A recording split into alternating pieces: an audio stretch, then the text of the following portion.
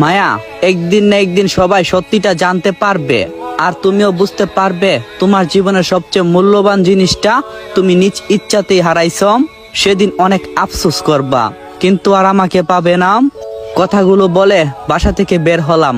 আজকে প্রচুর কান্না পাচ্ছে, কিন্তু আমি কাঁদবো না, কারণ ছেলেদের কাঁদতে নেই।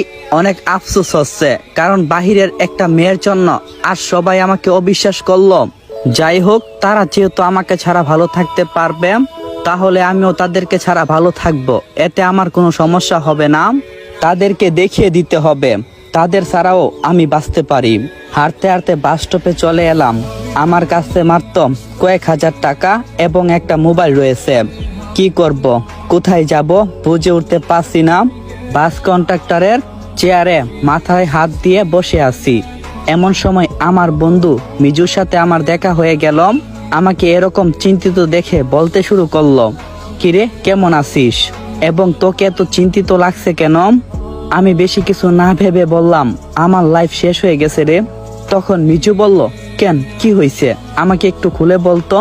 আমি মিজুকে সবকিছু খুলে বললাম। মিজু আমার ঘটনা শুনে অনেক দুঃখ প্রকাশ করে বলল, আরে তোর সাথে অনেক খারাপ কিছু হয়ে গেছে, চিন্তা করিস না বন্ধু, আচ্ছা তুই আমার সাথে চল। তখন আমি অবাক হয়ে বললাম, তোর সাথে কোথায় যাব? মিজু বলল, কোথায় আবার, আমার সাথে ঢাকা চল, সেখানে আমার সাথে ম্যাচে থাকবি। তখন আমি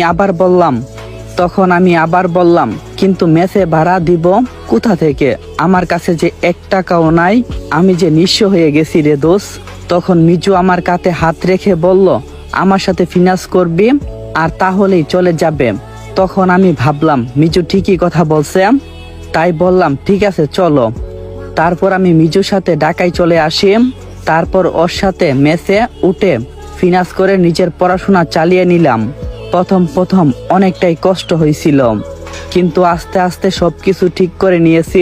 আস্তে আস্তে একটা সপ্তাহ চলে গেল, দেখতে দেখতে একটা মাস, কয়েকটা বছর পার হয়ে গেল। পড়াশোনা শেষ করলাম। পড়াশোনায় ভালো হওয়ার কারণে একটা কোম্পানিতে অ্যাডমিন হিসাবে চাকরি পেয়ে গেলাম।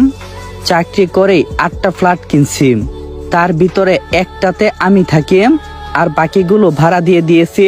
সেদিনের পর থেকে মায়া নামটা আমার জীবন থেকে মুছে ফেলছিলাম, তাই তো তার কথা ভেবে আর কান্না করি না এখন।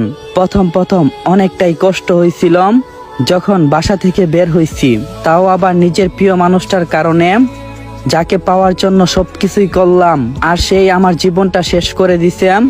আর কারোর জন্য আফসোস করি না। এই ছিল আমার অতীতের ঘটনা।